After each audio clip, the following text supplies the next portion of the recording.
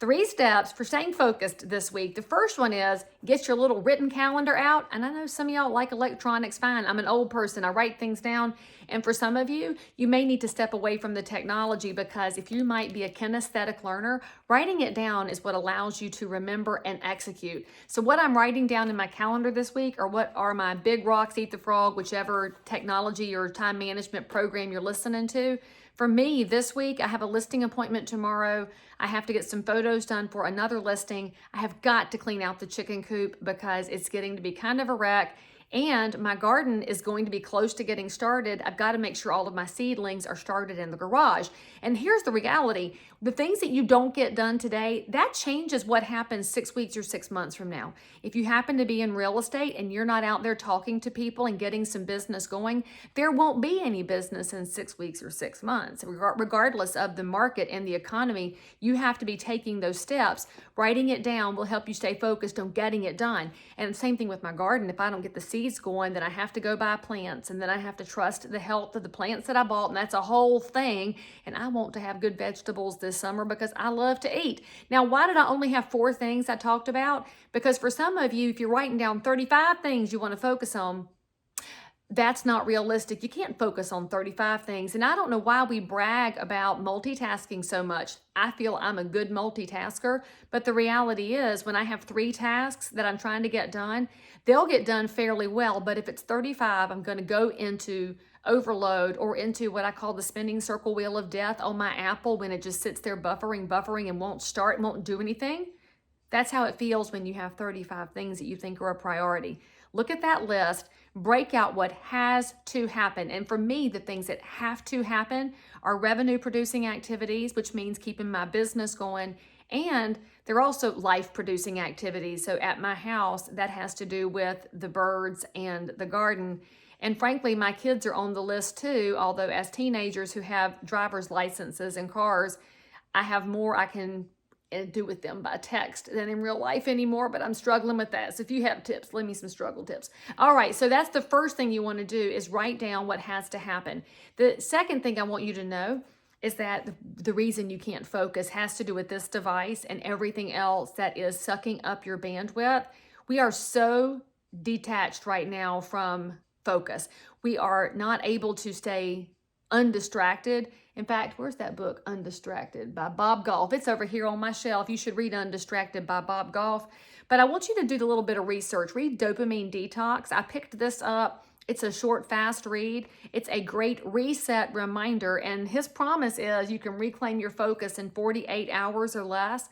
I actually gave this book to my teenagers to talk about what we're addicted to. I may be addicted to running. They're addicted to their screens. And even if we set limits as a family, it's very easy to go over those limits because all of us are distracted and we're detached from our focus. So get it back and remember that time when you were a kid and you had a book report due. Remember sitting down to read a whole book? I was that kid who was reading books under the covers after bedtime with my flashlight out because I wanted to read. Now, if I tried to read a book after bedtime, it would be just a joke because I would just be laying there drooling, holding my book. Highly recommend this. It's a short, fast read. Recommend it for your family. My third tip for you on getting focused this week is a direct outcropping of reading this book. And that is not just putting your phone on no notifications or turning off the screen and turning it upside down, which I recommend when I'm teaching a class, but turn it off.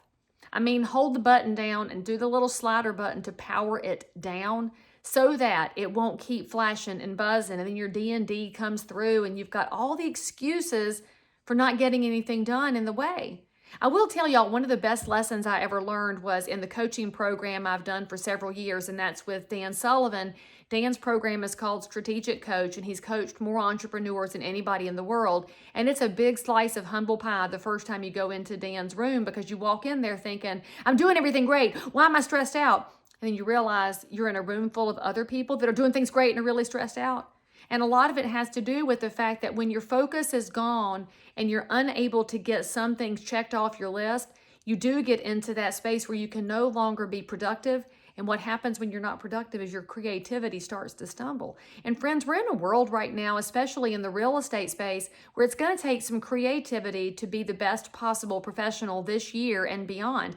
Well, what does creativity look like? That looks like getting the phone to ring and getting the conversation started. If you are so burned out and frozen by all of your activities that you can't focus on the person across the table from you, it's hard for you to deliver a great experience.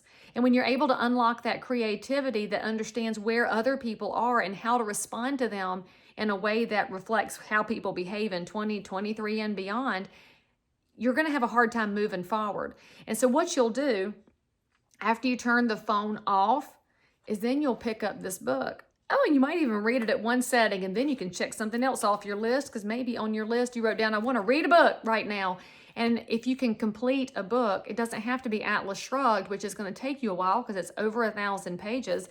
This little gem right here at 60 pages, you can crush this out. And then once you feel accomplished, it's amazing how much you can focus on the next task at hand. And when you can focus on the next task and 4 things get done, suddenly you'll have room to get 5 through 10 done and get back to that place you've been in before that has you at peak efficiency.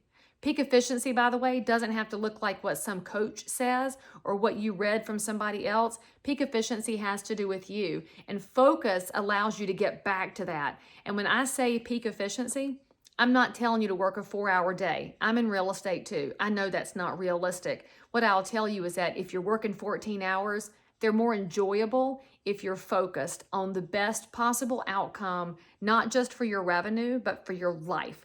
So get those 3 things done. There's some more deep dives on other books and on revenue producing activities, and the links right here. And by the way, if there's something you want me to answer for you, because this was a viewer question, drop it in the comments, give me a share or a like, or send me a DM, and I'll be glad to feature your question next time.